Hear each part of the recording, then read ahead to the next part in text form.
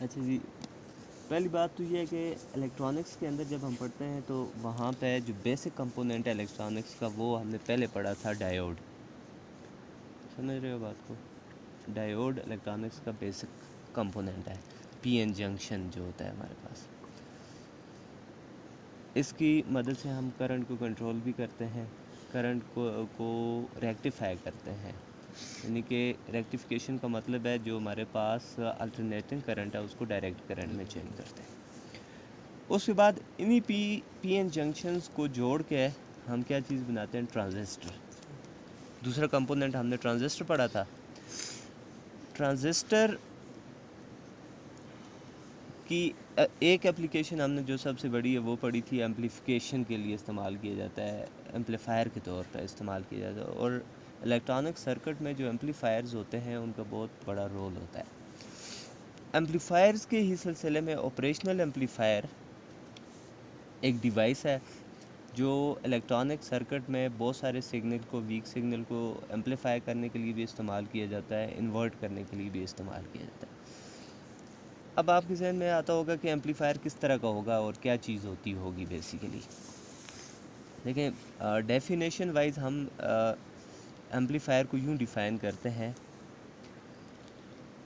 That electronic device which perform mathematical operation electronically is called operational amplifier. यानी कि operational amplifier क्या चीज़ है? एक ऐसी इलेक्ट्रॉनिक डिवाइस है जो मैथमेटिकल ऑपरेशंस को इलेक्ट्रॉनिकली सॉल्व करता है। अब एम्पलीफायर बनाने के लिए बहुत सारे डायोड या ट्रांजिस्टर को अलग अलग बना के जोड़ने के बजाय ये काम किया जाता है कि इंटीग्रेटेड सर्किट बनाया जाता है, आईसी चिप बनाई जाती है। आईसी वैसे नॉर्मली भी आपने देखा होगा कि मोबाइल में भी आईसी होता है, बहुत सारी इलेक्ट्रॉनिक डिवाइसेस में आईसी यूज़ किया जाता है। यानी कि उसका मतलब है इंटीग्रेटेड सर्किट। इंटीग्रेटेड सर्किट ये होता है कि एक सिलिकॉन चिप है स्मॉल, चिप के ऊपर ही सारे जो भी कंपोनेंट्स हैं वो इंग्रेव्ड किए जाते हैं, यहाँ पे ही इंटीग्रेट किए जाते हैं इस चिप के ऊपर। इस चिप के ऊपर बना देते हैं, इसको एक कैप्सूल के अंदर इनक्लोज कर देंगे। जो भी इनपुट या आउटपुट टर्मिनल होंगे वो इस कैप्सूल के साथ अटैच कर देंगे ऐसे एक्सटर्नल। सो बटन क्या है हमारे पास? एक्सटर्नल है। सर्किट तमाम जो है वो इस चिप के ऊपर लगाया हुआ है। ठीक है, जैसे मोबाइल के अंदर आप बटन ऊपर से प्रेस कर रहे हैं, जबकि उसके अंदर क्या है? एक इलेक्ट्रॉनिक सर्किट है, चिप है, कार्ड है, ठीक है, उसके ऊपर सर्किट बनाया हुआ है, तो वहाँ पे फंक्शन परफॉर्म हो रहे हैं। तो यहाँ पे भी ऐसा ही होता है। ऑपरेशनल एम्पलीफायर के सिंबल की बात करें, अब इसकी करैक्टरिस्टिक्स की बात करते हैं हम। तो ऑपरेशनल एम्पलीफायर, क्योंकि हमारा टॉपिक मेन कंसर्न ये है, तो ऑपरेशनल एम्पलीफायर का सिंबल इस तरह का होता है। दो इनपुट्स होती हैं, एक को इन्वर्टिंग कहते हैं, दूसरी नॉन इन्वर्टिंग होती है।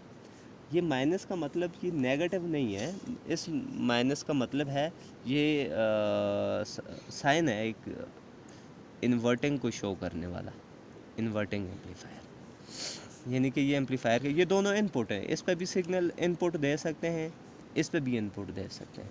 ये क्या है? इन्वर्टिंग टर्मिनल है, ये नॉन इन्वर्टिंग है। ठीक है, ये इनपुट टर्मिनल है। आउटपुट हमें यहाँ पे मिलती है वी नॉट आउटपुट है।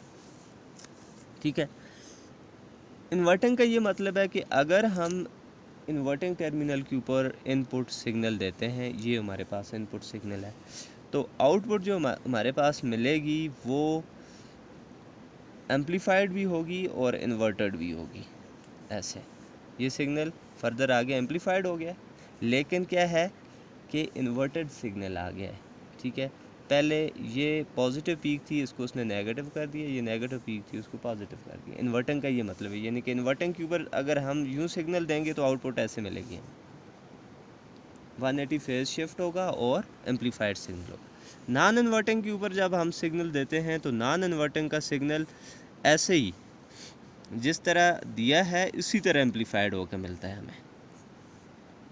ठीक है, यानी कि नॉन इन्वर्टिंग के ऊपर सिग्नल एज इट इज़ आता है, सिर्फ एम्पलीफाइड होता है, एम्पलीफाइड होता है बट उसका फेज शिफ्ट नहीं होता। ये फ़र्क होता है इन्वर्टिंग और नॉन। अब एम्पलीफायर की करैक्टरिस्टिक्स हैं जो मेन हैं, जो समझनी चाहिए, वो ये है। पहली करेक्टरिस्टिक्स ये है कि इसके इन्वर्टिंग और नॉन इन्वर्टिंग टर्मिनल के दरमियान जो रेजिस्टेंस होती है यहाँ पे, ठीक है, इनपुट टर्मिनल्स के दरमियान, ये बहुत हाई रेजिस्टेंस होती है। यानी कि हम पहली करेक्टरिस्टिक्स ये कह सकते हैं वेरी हाई इनपुट रेजिस्टेंस। ये इसकी एक मेन करेक्टरिस्टिक्स है जो आगे हम जब इसको यूज़ करेंगे वहाँ पे ये काम आएगी कि इनपुट टर्मिनल यानी कि इन्वर्टिंग और नॉन इन्वर्टिंग ये दोनों इनपुट हैं, इनके आपस में इनके दरमियान में बहुत हाई रेजिस्टेंस होती है। यानी कि यहाँ से यहाँ पे कोई करंट फ्लो नहीं कर सकता, इतनी हाई रेजिस्टेंस। दूसरी इसकी करेक्टरिस्टिक्स ये होती है कि लो आउटपुट रेजिस्टेंस। ये आउटपुट को ग्राउंड किया होता है, ग्राउंड न्यूट्रल के साथ लगाया होता है, तो ग्राउंड के साथ के और आउटपुट के दरमियान लो आउटपुट रेजिस्टेंस होती है। ठीक है, हाई इनपुट रेजिस्टेंस और लो आउटपुट रेजिस्टेंस ये फ्यू ओम में होती है, जबकि इनपुट रेजिस्टेंस थाउजेंड्स ऑफ ओम में होती है। और तीसरी कैरेक्टरिस्टिक्स ये होती है कि गेन बहुत हाई होती है। Gain of amplifier, operational amplifier की जो ओपन लूप गेन होती है high value, very high value होती है। ओपन लूप गेन यानी गेन किसके बराबर होती है, आउटपुट डिवाइडेड बाय इनपुट, इसके बराबर होती है, वी एन कह सकते हैं, या मैं यूँ कह सकता हूँ output divided by V minus V plus. ये इन्वर्टिंग और नॉन इन्वर्टिंग के दरमियान डिफरेंस, ये इनपुट कहते हैं इन दो के दरमियान। तो कहने का मतलब ये है कि इसकी जो गेन है ना वो ऑलमोस्ट 10 की पावर 5 यानी कि 1 लाख गुना। 10 की पावर 5 का मतलब 1 लाख है। कहने का मतलब ये है कि यहाँ पे अगर जो हमने सिग्नल दिया है वो 1 यूनिट है, ठीक है, तो आगे जो हमें आउटपुट मिलेगा ना वो 1 लाख गुना बड़ा होगा इससे। यानी कि ऑपरेशनल एम्पलीफायर यहाँ पे आने वाले सिग्नल को, इनपुट सिग्नल को 1 लाख टाइम एम्पलीफाई करके आगे देता है, इसको कहते हैं गेन। यानी कि कोई भी डिवाइस हमें इनपुट को कितना इन्हांस करके बताती है, ठीक है। तो इसकी ये करेक्टरिस्टिक्स हैं कि ये एक तो सिग्नल को बहुत इन्हांस करता है 1 lakh time almost operational amplifier. दूसरी बात ये है कि इसकी इनपुट रेजिस्टेंस बहुत हाई होती है, और तीसरी बात ये है कि आउटपुट रेजिस्टेंस लो होती है। ये इसकी मेन करेक्टरिस्टिक्स है। ये ऑपरेशनल एम्पलीफायर का इंट्रोडक्शन था। आगे हम ऑपरेशनल एम्पलीफायर को यूज़ करेंगे कि इन्वर्टिंग एम्पलीफायर के तौर पे कैसे इस्तेमाल करते हैं और नॉन इन्वर्टिंग के तौर पे कैसे इस्तेमाल करते हैं, वो मेन टॉपिक्स है, ठीक है। अब उसमें ये बातें आपको याद रखनी है कि very high input resistance, low output resistance और हाई ओपन लूप गेन, यानी जो एम्पलीफिकेशन पार है, जो गेन है इसकी वो बहुत ज़्यादा होती है। ये चीज़ें याद रखनी है।